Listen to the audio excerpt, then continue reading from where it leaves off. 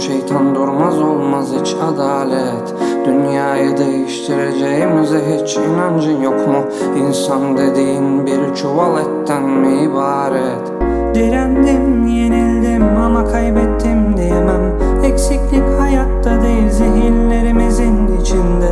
Üzüldüm ama nefrete sebep değil, bu küsemem. Saygına ihtiyacım yok, tüm dostlarım benimle.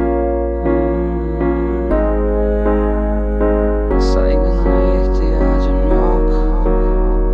Küllerimize bir